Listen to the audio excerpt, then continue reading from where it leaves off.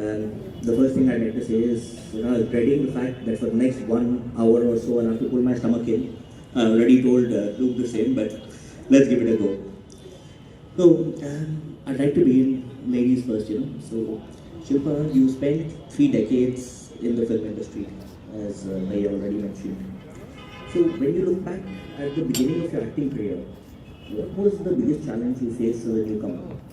And how did that early experience shape who you are today? Did it play a role in your journey towards spirituality and fitness and sport?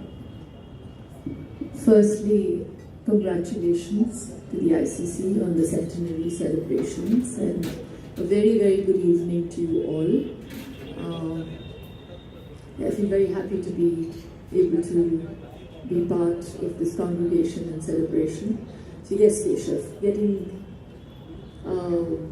down to answering your question. What was the challenge that I faced? I was all of 17 when I joined the industry. I knew nothing or no one from the industry. That was the biggest challenge. I also didn't speak the language. But a firm believer in destiny. I think I was meant to, be an actor. Someone noticed me, and my first film was a huge hit. And with the success, I also faced a lot of rejection later in life. And I think when in your first film, when you find success, you think it's all going to be easy. But it's the rejection that actually makes you, if you're interested, that is, wants you to work hard. It makes you want to work hard. And I think that was the biggest challenge, to keep reinventing myself, to have to be relevant and to keep learning. And I feel very proud that after 3 decades I can still sit here and talk about my story and say very proudly that I did it my way. So, yeah. That's fantastic. I think people see the success, the celebrity, the legend, but they don't understand the failure, the struggles behind that. And that's such a beautiful story. Luke, before I get into the question, you said something which was very interesting. You said you should surrender. You should learn how to surrender. Can you tell us a bit more about what that means? Because that's such a powerful sentiment and so difficult to do. So how did you imbibe this? So, the human mind is wired to try to be in control all the time. Right now, if everyone just does a mental exercise of what your biggest stressors in life are, most of you will figure out that your anxiety comes from either wanting to be in control of something or someone or some outcome, or you see something or someone as a threat. There are only 2 ways. There's no other way. When you break down stress, you look at things that you can control and you give your 500%. There are some things that you have to accept. Like, we can't change the weather right now. You have to accept. You've got some warmers on, we've got jackets. There's nothing else you can do. We can go on complaining. It just builds up stress. Some things we have to let go of for other things to work out. There are many things we have to let go of. And then you reach a point where you just have to surrender certain things. Because if you don't surrender it, your stress and anxiety grows more and more. We've realized handling especially end-of-life patients and patients who are going through cancer or that disease for any matter, for that matter. When they finally accept that, okay, I got type 2 diabetes, and they surrender to the fact that I need to change my lifestyle, I need to take my medicine. There's no more resistance. Everyone's stress is in resistance of something or someone. That is what stress is. Stress has never been a negative thing. Humans have made stress negative. So there comes a point that sometimes you can only do your best and surrender. And let me tell you, part of the medical world, when we work with a lot of surgeons in Stanford. We work with a doctor called Dr. James Doty. He's a neurosurgeon at Stanford who's done some of the most complicated surgeries on the brain across the world. He says one thing: with our knowledge and experience, we can open up the brain we can do the surgery. After that, the next 24 hours, we're in a state of surrender, hoping that what we've done and how the body recovers connects. You can't try to control any outcome. So surrender, I think, is a very, very beautiful thing. You know, I want to also relate it with, if you've been to a wildlife sanctuary, the Masai Mara, if you've ever seen a kill happening, you've ever seen the eyes of the animal that's about to be killed, you see their eyes roll up and you see surrender in their eyes. They no longer fight, they become limp just before that. Surrender is a beautiful thing because that's what actually brings peace in our life. Right now, if you looked at 10 things stressing you out and if you just surrender it, not the things that you should be doing something about, how much of peace would come into your life right away? So that is the beauty of surrender. You know, I was in Masai Mara earlier last year, and I can relate what you're saying, that point in life where you know if you can't change the outcome, at that point, be at peace. So, Shilpa, most men claim to be feminists, secretly chauvinists, but I'm sure they would agree that women have it more difficult. There's no other way. So, you know, you're seen as a role model, you balance career, fitness, family, and you do it with such poise and such ease. So, you think that this narrative places additional pressure on women, such as yourself? You know, you have to do it all and do it with a smile.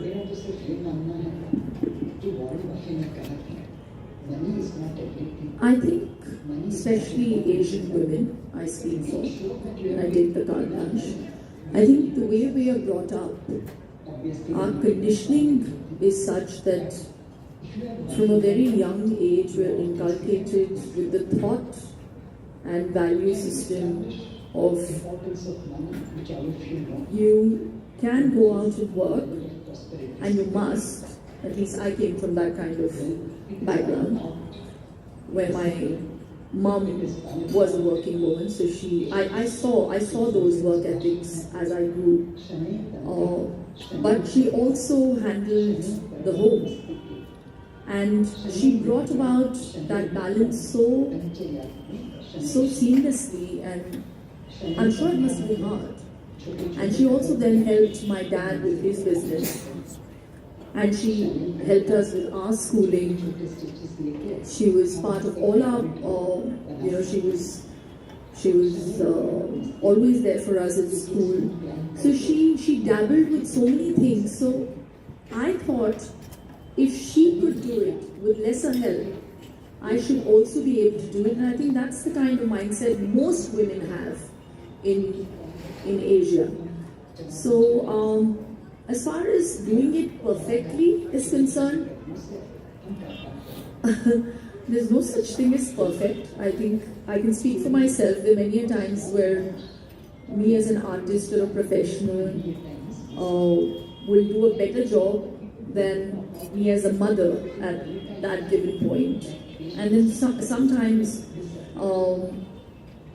I'll end up going to set late if my child is sick, and that takes precedence. I'll make sure that the doctor is home and my child is looked after, and then maybe go to the set, and everybody understands. So it's that whole balancing act, but the job has to be done, and you have to do it to the best of your ability, and that's how I look at it. So I think the key is balance. And wherever you are at that given point, you have to do and be there in that moment. You have to do the job to the best of your ability in that moment. So that's how I approach it. So don't feel the pressure. This is to all the women out there. Don't feel the pressure, because if you're going to be under pressure, you will feel the pressure. Brilliant. For a moment I thought Indra Nuri, she said something that's so beautiful and so simple. We're all fallible, aren't we? We are going to make mistakes. We will maybe the next time around learn from those mistakes that we've made, and then, approach it differently. Surrender. Luke, we have a lot of our, younger members here, the young leaders, and most of us feel that we will fix it later. Can you please tell us why is it so important to start on a healthy lifestyle early? Most people keep delaying until, like you said, push comes to shove, and you find out something that maybe is irreversible. So what are your thoughts on why people start late? How can we push the next generation to start living healthy earlier? Again, so we talk about the human behavior. It's very common for us to procrastinate. That, I'll start later. I'll start when I have more money. I'll start when I have more time. And that never really comes. But we have to also understand from the body, from the time you're born or from the time the baby is born, we already start dying. That's a biological feature. Our cells start to die the moment we're born. The way we're going today, that cholesterol hit the generation at about 45 to 50. Over the next 10 years, we're going to see cholesterol hit people at 18, 19, and 20 years old. That's very clear because you relate to lifestyle. The generation today has way more access to junk and ultra-processed than the generations above. So it's all connecting in with our parameters. When we look at prevention, we look at the now. What can I do now for a better 5, 10, or 15 years? Unfortunately, we don't have the environment around us that helps us with that. It's difficult to find, like I said, honest food. It's difficult to find clean air. And even water has microplastics in it. The 3 main ingredients for human health, the foundations for human health. Everything else is secondary. So the whole point is, what are these little changes that we start to do? You may be young, you have aspirations, ambitions to do it. But can you do it while also maintaining your health? We can also learn mistakes from the generations ahead of us. Built beautiful industries, family legacies, empires. A lot of them lost their health. Can we change that story? Can we continue to build great businesses, but now we have the knowledge and awareness not to make the mistakes that the generation above really didn't have the knowledge and clarity on what to do. So it's really not about blame, it's really about learning. Every generation above, we learn from them. The generations below us will learn, and the ones below that will learn. So it comes down to, these are my ambitions in life. The one simple question, to make any of your dreams come true, any of your dreams, you will need your health. To make the dream come true and to enjoy the benefits of your dream. So the moment that goes into our head, we start to align these things. I don't think anyone should depend on motivation for health. Motivation is for people who have not yet decided they want to succeed. They're still in between. We need to move from motivation to inspiration. If I want to build this business, I want to open 10 factories. What do I need to do? I need to make myself bulletproof. If I have 5 trips to New York across time zones, I'll do it. How do I make myself bulletproof so I get stronger to handle everything else I want to take on in life? So I think it's really about a mindset change. Everything is a mindset change. How can I do this? So we all have a business strategy plan. What if you added health to that? Just think about it. What if you added health to your strategy plan? And like I said, it doesn't have to be an hour of workout. It could be 20 minutes. You put your personal time, you put your exercise time, you keep 15 to 20 minutes for 3 meals a day if you eat 3 meals. It's actually that simple, but it's become complicated because when people want to fix their health, we first go onto Instagram, and that's where the confusion starts, right? So it's a mindset change. That's what I would encourage people to do. Beautiful. I think you're leading into my next question to Shilpa. So you're regarded as a champion for holistic living, right? I mean, success, boys, family, all with brilliant health.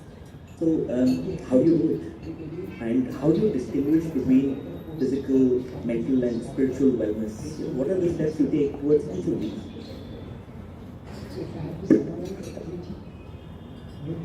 I think they all have a role to play. When you talk about physical health, you're talking about strength and muscle building and mobility, agility. You're talking about mental health, you're talking about clarity, your state of mind. And mental health, for me, has to take precedence over physical health in this time and age. Because we're all living such fast-paced lives, and there's so much pressure that sometimes you could the exterior could look really strong, but you're actually breaking within. So that's the role mental health plays. And they always say that the mind is stronger than the body. So it's so important to train the mind. A lot of people are only giving importance to how the body is looking and how they are looking in terms of shape, and they forget training the mind.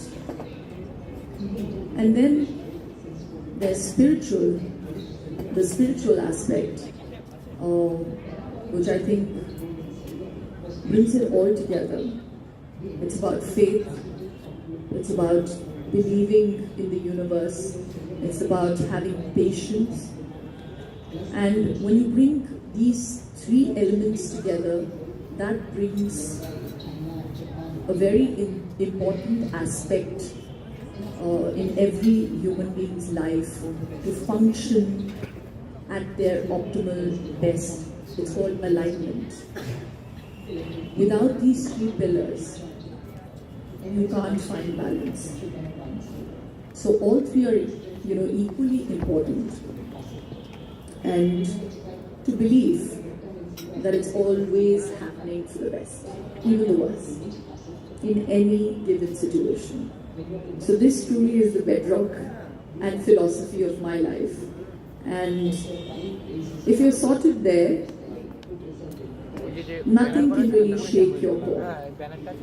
So that balance brings about awareness. Again, a very important aspect for wellness, overall wellness. So to live mindfully and with awareness is something that Luke and I totally swear by. I even take the carte blanche and speak for him because I know him so well. So yes, that's how we live our life. Sorry, I'm just taking the carte blanche because I can see him like shake his head. And that's what, whatever be the storm on the outside, I think Luke and I are the kind of people who are like, this too shall pass. It's okay. So we're in that moment, and that comes with alignment and balance. So, one point that I think every person here appreciates, that without mental health, without that essence of spirituality, no matter how much you hit the gym, no matter how much weight you lose, it's not really going to give you happiness. And I think the sentiment, the way that it's been expressed, a lot to learn. Shilpa just spoke about fast-paced lives. Now with fast-paced lives, like every time most of us, we get inspired, eat healthy, we're going to have only salads and so on. We're going to make sure that, we don't have as much sugar. And then somehow our lives catch up with us and we forget the same, and you have that burger on your table or you have that pizza, right? So how do you suggest someone follows mindful eating? Because you're traveling, on flights, you're out, you're meeting people. How do you actually make that coexist? So again, it starts in a mindset. You want to build successful businesses. Alright? You've given all your time, you've given your discipline, you've given your hard work, your sacrifice to it. Why? Because you gave it a certain level of importance. You made it a priority.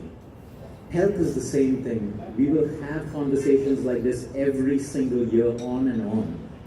Unless we understand that the only time we make our health and body a priority is the time that we'll get it done. Like I said, motivation will always fail. All of you have access to a ton of YouTube videos, Instagram Reels, now ChatGPT with it, the most inspirational stuff, but we're struggling to change behavior and put it into action.